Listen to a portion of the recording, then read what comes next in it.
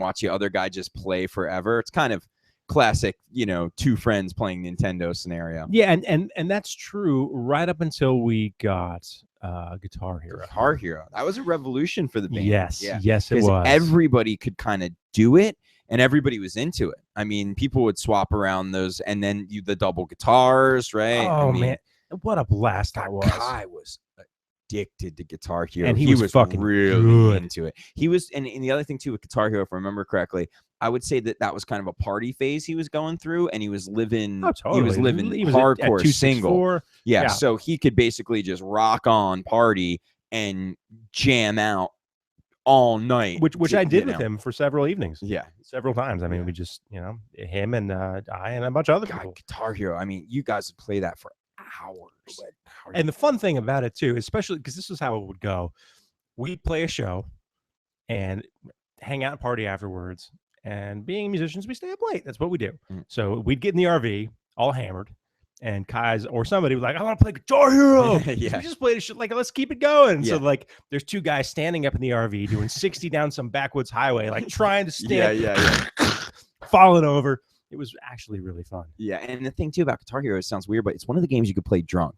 There's some games you can't really play hammered, but you could be legitimately shit-faced and still basically maintain on Guitar Hero if you catch a groove, Like, Zelda, it doesn't work, blah, blah, blah. But, man, Guitar Hero was one where I'd see people ripped to all levels of hell. I'm not just talking about us, but friends or people hanging out, and people could still do pretty damn good on that. But like you said, we added the other layer of it was guys in an RV that was a moving vehicle that was flying, like you said, 60, 70 miles barreling down a highway, tons of people everywhere, and you'd have to stand there and basically occasionally you'd hit a bump or a turn, and you'd have to keep jamming while you were slammed into a wall. Or Not to mention the cables are coming, across the walkway near the oven. People have to pass you to go to the bathroom. You're like, oh fuck, oh god, I gotta hit these notes. It's funny thinking about it. The RV, such a magical place, that RV. But I can remember the smell of it. I can remember the smell of the different rooms. The driver's cab smelled differently than the living room, than the bathroom. I mean, that bathroom got to the point where it was one of the more horrendous. It was a smell that you couldn't really describe. No, you couldn't. And it wasn't a shit smell. No, because we never shit in it. Yeah, it was just, except Bobby did once, this urine of because it goes into a tank, right? You can't just drive with your piss dribbling out behind you on the highway on Route 66 or whatever. That bathroom smelled like unreal. And you can't just dump it anywhere either. You have to go to an RV place where you can actually hook up your tank and let it go. Yeah. And man, when it was time, it was so time. It was unreal. Like, you guys wouldn't even want to sleep in the bed in the living room close to the bathroom door because it would just permeate, I smelled up the whole. I mean, it was worse that first summer we had one on the Moto X tour. It's strange to have a lot of memories that are associated around a vehicle in a weird way, but so many things occurred within that vehicle with all the tours that we went on in it. Good moments, bad moments, scary moments, crazy moments. I mean, the stories that, if you could just tell stories that existed solely in the confines of the RV, you could talk for hours. It's not like, oh yeah, a couple things, because it's not normally bands tour and they're in a van like we were for many years. But when we graduated, if you will, to the RV, suddenly it's more of a home. So more can happen in it. In a van, you fall out, you go into the hotel to go to sleep, or you walk into the show. There's not really a life that can exist in it. There's good conversations and all that kind of stuff, but when it's an RV, it becomes much more of a home where you can kind of have a party in it. We would have parties. We would have actual parties. Like, how many people are in this? I remember being like, dude, I think we just set the record. Like, there's 20 people in this RV right now. Yeah. And God, it was so great pre-shows because you had the hangout. If the club sucked and it was a danky backstage, green room, you had your own mobile green room. So you could go on there and have a couple drinks or cocktails and not have to deal with whatever you want to do and go straight there. I mean, multiple times we used that. Well, there were so many. I can remember many, many times. A, it was air conditioned, and B, it had a television and a DVD player and a PlayStation. Yeah. I can remember many occasions that I'd go in the afternoon, getting ready for a show to put on deodorant or whatever, because I showered, and there's like 8 people, of varying bands that we were on tour with. Yeah. Just hanging out, watching, Bruce Campbell movie. They all just wanted to be on the just Revy. Just wanted to chill somewhere. Mhm. Like, and it was great for on that. the AC, especially when you're muggy, Oh. hot summer days. You could live in there, and it wasn't like, okay, I'm just gonna lay in the van because the AC's on. It was an RV. You know, you actually had the full AC. Ah, so many great memories. I love that thing. Wish I had that AC right now. Yeah. I mean, I wonder whoever has that probably has no idea what occurred in it, because the RV culture is very much, you know, kind of serious and older, and families and vacation and camping, but it was a rock band's RV to every level that you could imagine of what. I mean, it was a bus. We treated it like we were on a tour bus. I mean, it was a tour bus for us. It was a tour bus, and oh man, it was just so amazing. So many great stories with that RV. Looking back longly, probably of all the vehicles I've ever been involved with in my life, it's probably the one that I truly love the most. If I really think about vehicles, like from ones that I own to the ones that we had with the band, that RV was, because it was this next level, you know. It was more like a home. You know, I loved more of that as a home. Not more like it, but like you it have literally your cubby, was our home. you know. Yeah, we had spots that we kept all of our own stuff, and like you would get on people's case if they didn't fucking get their shit together. Yeah, and your own cubby. I mean, fucking roommates living in a goddamn house on wheels. Yeah, you know? A frat house on wheels. Oh, very much frat house. I mean, a frat house on wheels. Man, the keg stands I did in there. Woo. Yeah. Oh man. I mean, I'm just thinking. I'm just some stuff that's slightly unmentionable, you know, but just more. But like, and the vomit, like there was puke up in that quite a bit. It didn't smell like puke, but I know for multiple occasions Owen hurled in that. Like coming back. There's in the one RV. real bad one. That's there's a real bad one. Yeah, I have the visual of it in my head. Don't we all? But damn, fucking and Mike, and it was Mike's our drummer at the time. Mike's RV. It was his RV, and you know, I think his mom too was on it or something like that, and he was a goddamn champion for letting us use it. Yep. But you know, he was very protective of it because it was his vehicle, and there were, oh man, you know, there's all. I remember he would always, if somebody hit a bump or a ding or you know what I mean, or totally, or the brake, he would always snap up out of a dead sleep and, you know, stick his head out like, what the fuck? I mean, he was always so. The poor guy kind of lived in constant protection of that vehicle. And this is sort of the culmination of that. And it wasn't certainly not his fault by any stretch. Do you remember, and I know you do, when we were in the Bay Area, California? I know exactly what you're going to say. Of course you do. And our friend Matt Martin, who worked at LucasArts, was able to still works at LucasArts. Yeah. For Star Wars fans out there, we have a very close friend, Kai's best friend, or one of Kai's best friends, works at Lucasfilm, LucasArts, and he's actually in the offices in the Presidio where they have the Yoda statue, and he's kind of like, I don't want to say a big wig within the company, but he's legit. He's been there for a long time. And very, I mean, educated on Star Wars to a scary level, as you would be if you worked at Star Wars. But he, you know, God bless him and keep him, gave us a tour. He got us a legitimate tour of Lucas Studios, and you can't get a tour here. You can't show up and say, I'd like to take a tour. It does not work like that. You have to be invited. Now they're in tours, but it's an invitation employee thing. And we were just at the time on pins and needles excitement that we were getting to go to this place. I mean, it was exciting, and it's not Skywalker Ranch. No, he's got like 2 locations where the business is done. 2. I think ILM was there as well. I think it was Lucas. It was more of the graphic stuff and the design stuff, but every inch of this place. Let me talk about that real quick. Every inch of this Lucasfilm that we went to is covered in memorabilia. Yes. And it may not be just Star Wars or Lucasfilm related memorabilia. He has a poster collection. I mean, the old vintage 1920s full color 6-foot high posters that used to be on the outside of the old theaters. You know, vintage copies, like stuff that, like posters that are worth not a couple $100, thousands upon thousands of dollars. A poster, mind you. That's crazy. In thick glass, awesome framing. The framings alone were like, oh, that framing's probably $2,500 to protect a $10,000 poster. And he's got the Vigo, the original Vigo painting, the best. Just like in a hallway. Yeah, you just turn the corner and like there's fucking Vigo, like the Vigo from the set of Ghostbusters 2. All sorts of I think the battery's not included. Yes, little there were batteries robots, and it's a fan. If you get the opportunity for whatever it's worth to go on a tour like that, and it's special. And then this company is so crazy that they have their own gift shop. Many companies have their own gift shop. No, but the public can't go to. Oh, that's true. This is not a gift shop on the corner that you can enter and say, hey, sorry, you can't come into MTV Studios, but feel free to shop at MTV Gift Shop.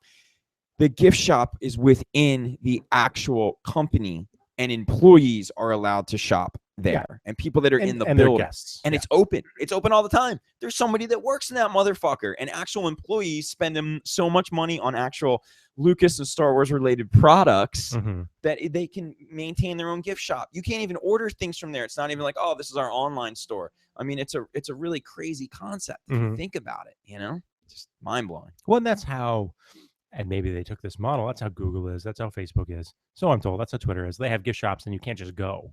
Like you have to be invited to the campus, maybe take a tour, whatever, and then you can get the swag. The swag. Yeah, the special gift shop. The special gift shop. It's crazy. So at any rate. Okay, so back to the RV. Yeah. We're so pumped because we get to go on this tour. Yeah. And I think Owen, sorry, and I think we were driving all night. I think it was a night drive. Yeah.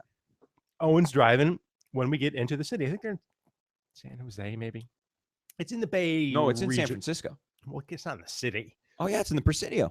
It's located in the San Francisco Presidio. Yeah. Damn, I can't believe you drove where the Zodiac Killer ran through. Wow. Yeah.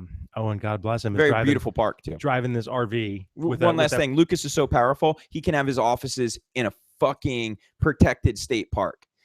If you said, my name's Dan, I'm an IT genius, I have tons of money, I've decided to open up my offices in Yosemite on the actual grounds, they'd be like, well, you can go fuck yourself. This is a protected state park. But Lucas can actually you know. I did it so long ago, you know. But take us to this incident that we're referring to. God bless him. It's what, 9, 10 in the morning. It's fairly early. Like you said, we were probably driving all night. We only do 2-hour shifts in our institution. Yeah. But which a lot of bands thought was stunningly short. Well, we had 6 band members and usually 1 or 2 crews. So there were a lot of bands where it was like 4-hour shifts. You did a 4, and we were like, nope. We were anything to get out of that driver's seat. You know? The driving was fun.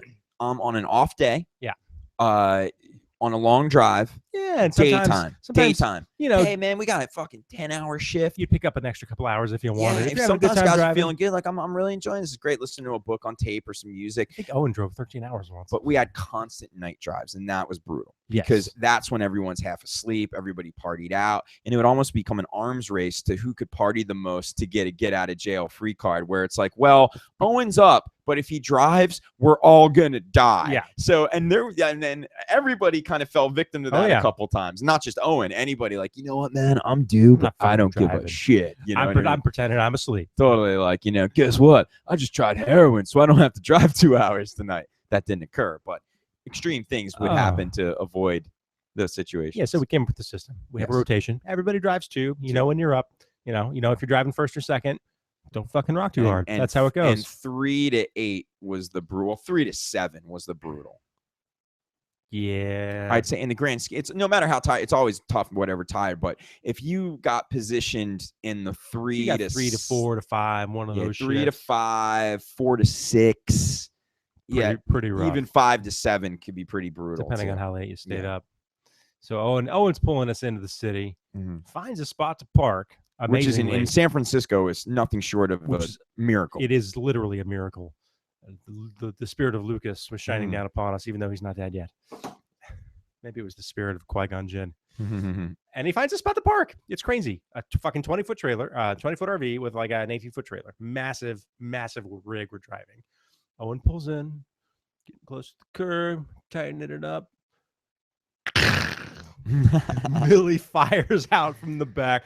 What the fuck? Because he was asleep. It was one night. I do remember Millie pulled a long night that night. He was kind of grumpy in general. He was, you know, he was not super stoked on going to Lucas. Oddly enough, he really wasn't his thing. I think he had partied so hard. He was even like, man, I don't know if I even want to go. And we're like, what, you are going to miss out on a once in a lifetime experience. Yeah. So he's half asleep, grumpy, whatever. And Owen has slammed the top of the RV into a tree that's on the side of the street. Now he's not run into the tree. It's just the branches scraped along the top corner. Bit of a dent too, if I remember correctly. It was a dent. It wasn't just branches going by that happens all the time in big vehicles. It was a branch. There was kind of a dent. Yeah.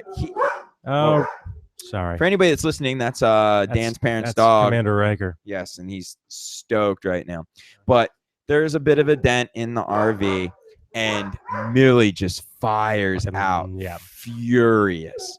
Now, Kai at the time was going through a pretty hardcore smartass stage, and anything he could do to bait anyone at the time, he was just into that. Of course. I mean, that's Kai in general, but it was a thick period. I mean, he literally loved to fucking piss people off. He'd just walk into the room and throw a hand grenade and leave. Exactly. And if he saw that he got somebody, he was relentless. So he instantly sees that Millie's really pissed off, and instead of trying to calm Millie down, Kai, of course, says something smart ass. I don't even remember what it was, but like, and Millie was furious. So Millie's not going. He's pissed off. Blah blah blah blah blah blah blah.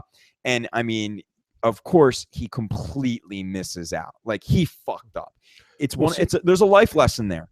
When things are shitty, but you have an opportunity to do something good, don't ruin the good opportunity because you're dwelling on the shitty one. At least give it a shot, because we came back to make matters even worse.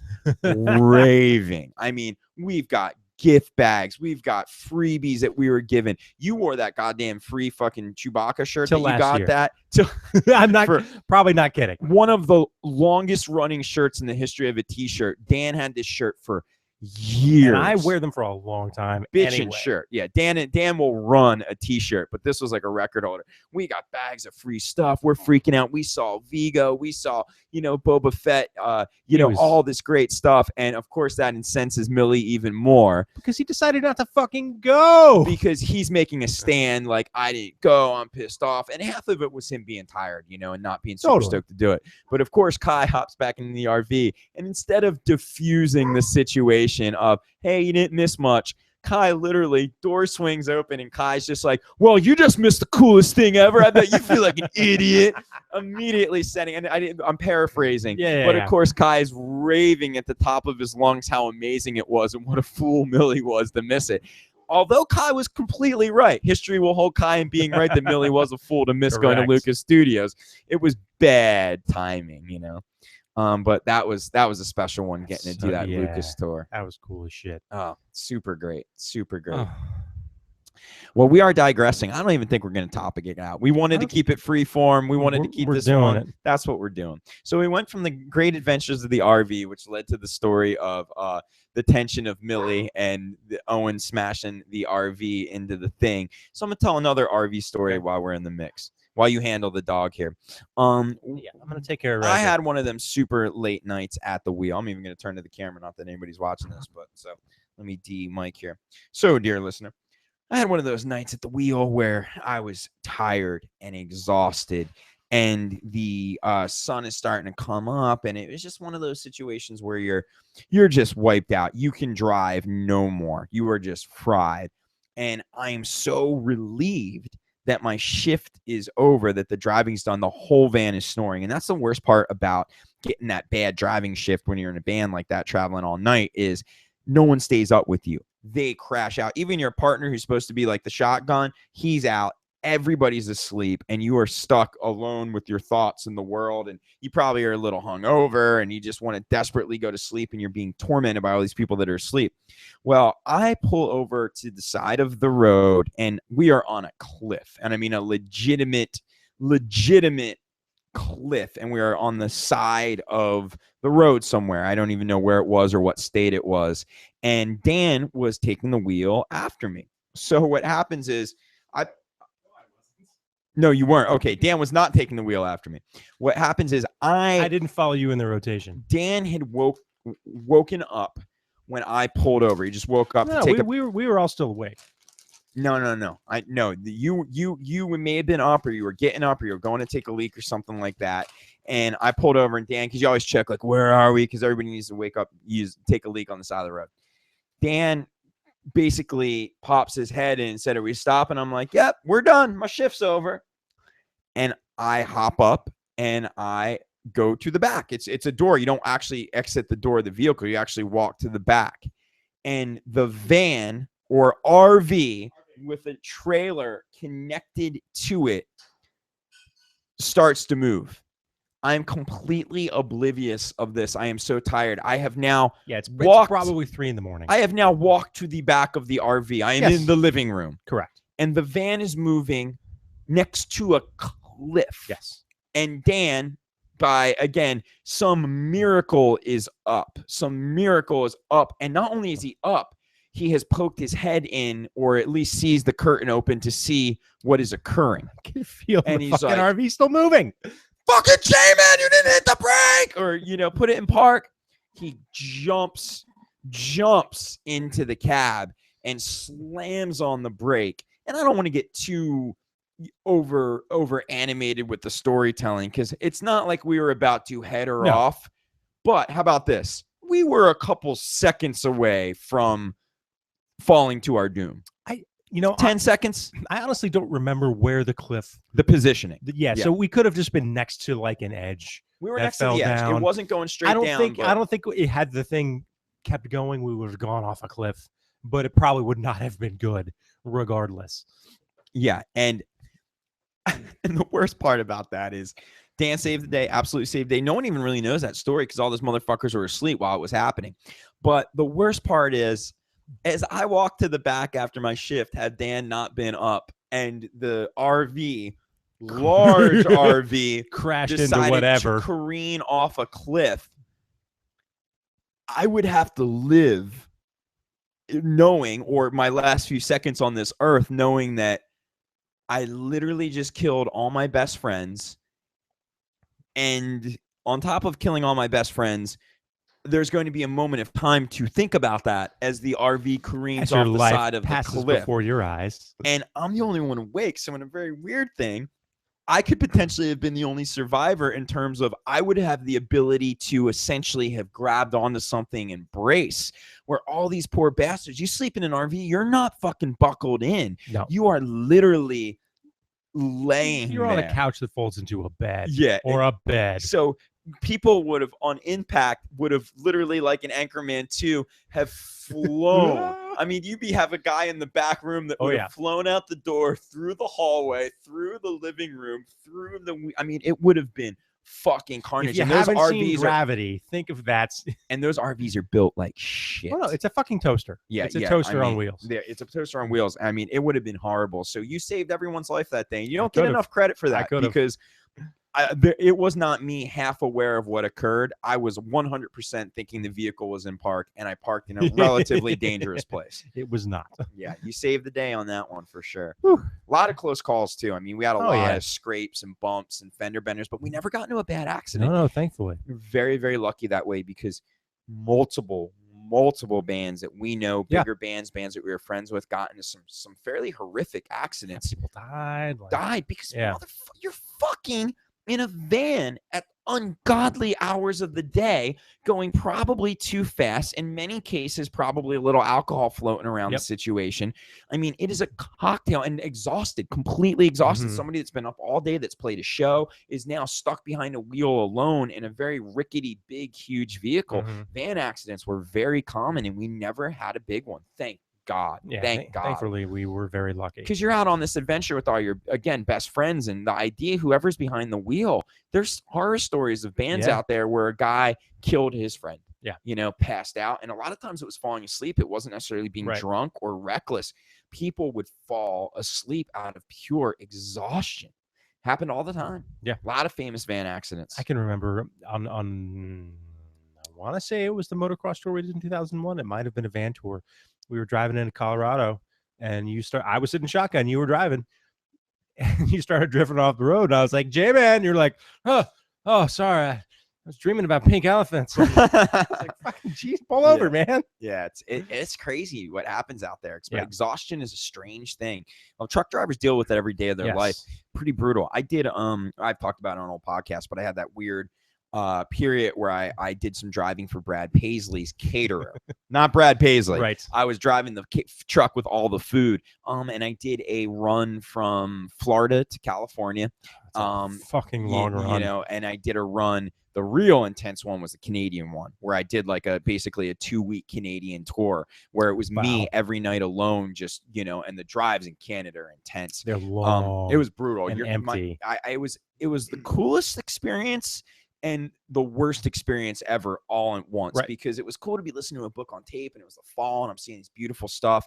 But then I hit a violent like snowstorm on a crooked backwoods road that it's one of these ones that I don't know how I got through it. It was an all-nighter snowstorm in the middle of Canada. I'm in a foreign country. There's nothing for miles. I mean, I'm in a box truck full of food, freezing out. Like, I mean, it was. So you were literally alone. Yeah, literally for that particular one, literally alone. Wasn't like the one where you're driving the Cooks or something. Yeah, I did that too, but doing a full night drive completely alone, not following anyone in the backwoods of Canada.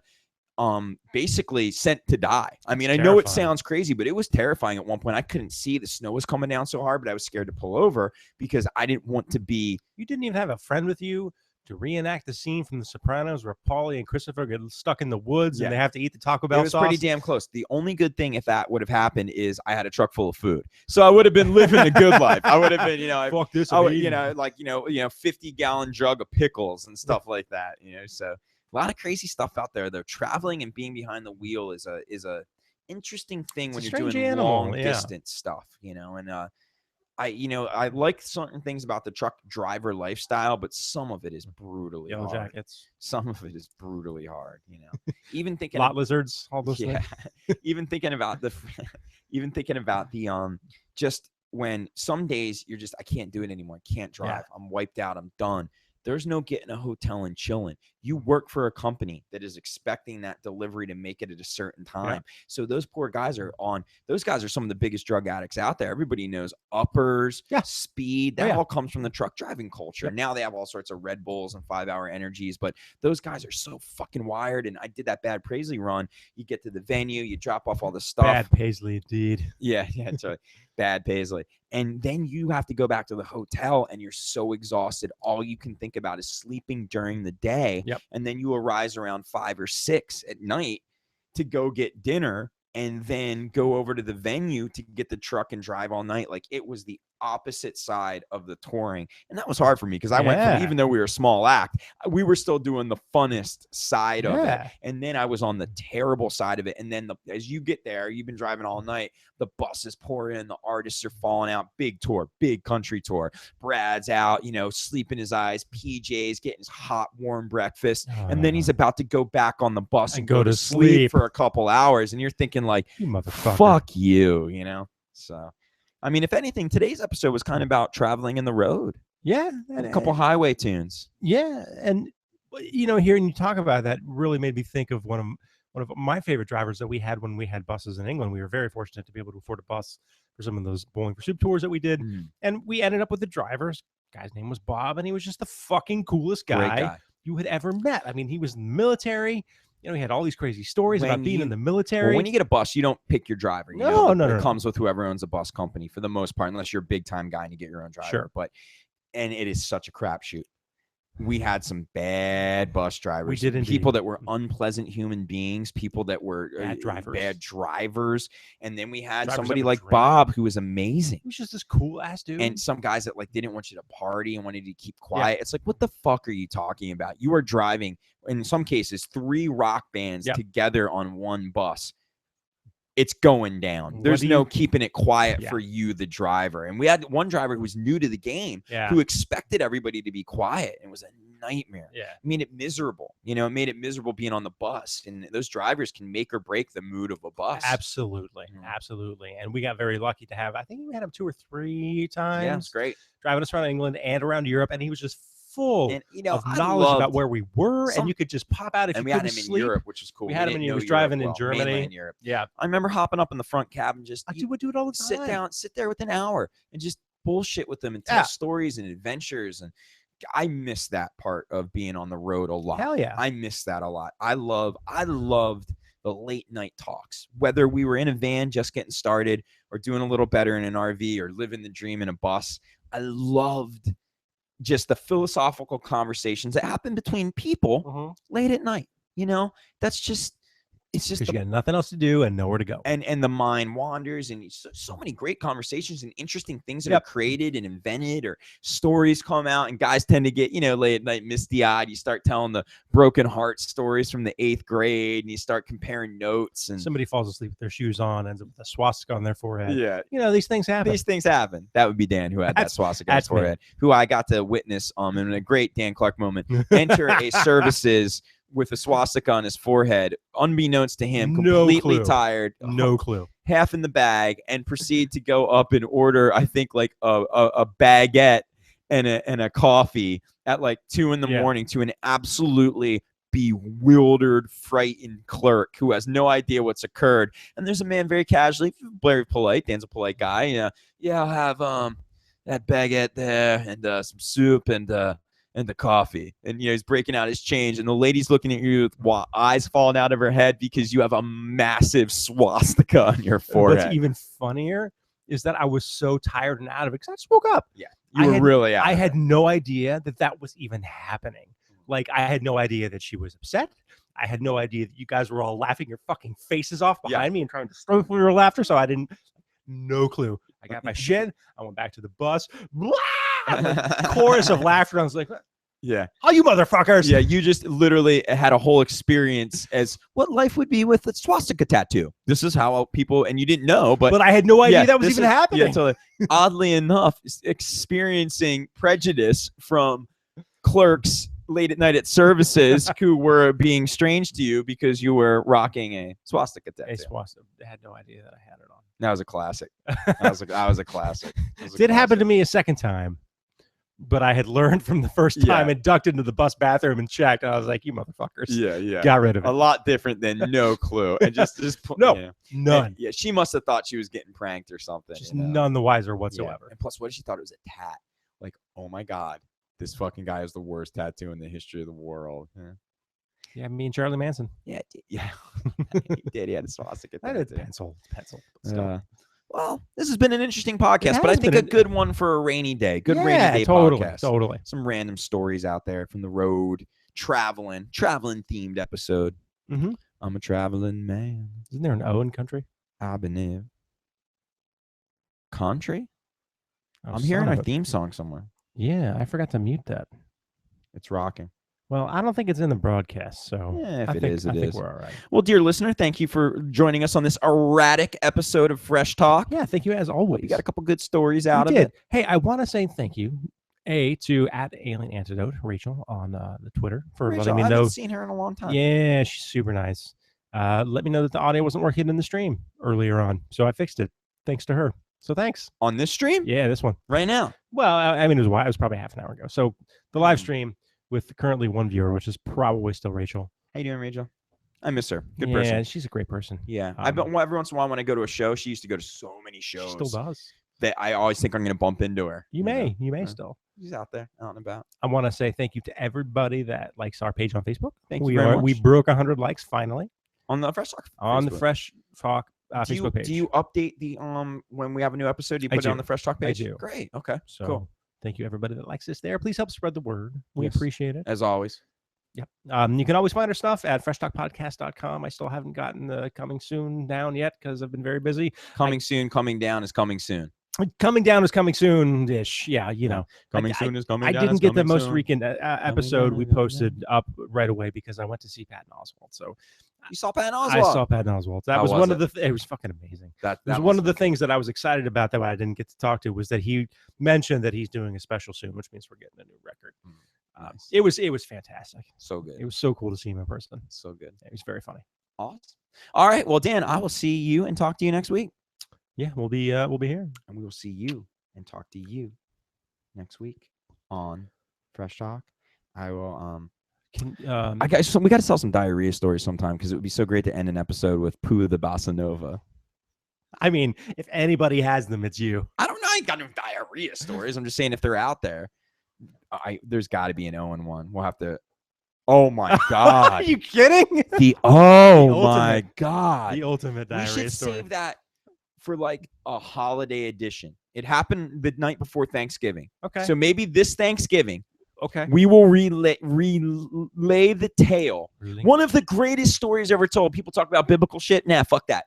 Bible's got nothing on this. Nothing on the Owen Busey Princess Mononoke, I'll call it diarrhea story. Yes. One of the great classic tales. I'm really reaching here. I didn't come up with anything better than Pants-pocalypse. Yes, that's good, dude. That's not bad at all. Or Foul-pocalypse. Yeah, well. It's, folks, get ready. When Thanksgiving episode comes, we're gonna tell this tale, and it is a classic, an actual classic, and horrifying story. Just ask the guy that came back out to get a Sprite. Little teaser for you. So true. All right, Pooh the Bossa Nova.